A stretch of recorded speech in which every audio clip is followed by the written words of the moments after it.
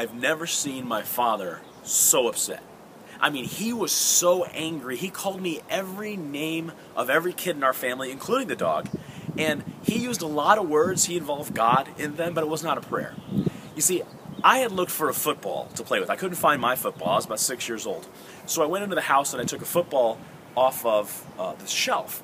Little did I know that this was an autographed football from the Notre Dame National Championship team. It even had Joe Montana's autograph. All these Hall of Fame autographs on it. I didn't know. I didn't know what it was. It was special. I was a kid. I wanted to go play football. I grabbed the first one I saw. When my father figured out what I had done, I was in a lot of trouble. I mean, my dad was angry. So angry, like, the vein was like bulging out of his forehead, kind of angry, right? And he sat me down. He wasn't as angry about the football and the autographs, although he was. He was more angry because he had told me, he had warned me before not to touch that ball.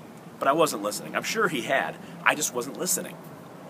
Now that is kind of what happened when Jesus went into the temple area and he made the whip out of cords and he drives everybody out, the money changers and everything else. He drives them out. If you've ever heard that story before, the one in the gospel from John 2, it says he got angry. Now that might almost seem counterintuitive. God got angry? You're not supposed to get angry. Anger is a sin. But it was a righteous anger.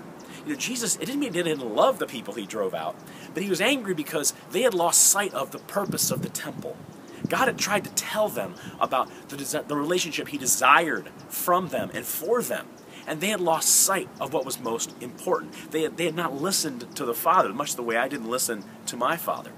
And when we hear this gospel reading, when we see what Jesus does, we're reminded again what God wants from us and what God wants for us. You see, he wants your heart. He wants us to view ourselves as temples of him, temples of his Spirit. So when we do things that lead us away from that intended relationship, God wants to set us straight. God wants to get our attention. And believe me, Jesus got their attention that day in the temple. The question is, what is Jesus doing in your life right now to try to get your attention, to make sure that your temple is holy, that it's sacred, that it's filled with his Spirit and not just earthly things? God's trying to get your attention this Lent. The question is, will you let him? Look around your life.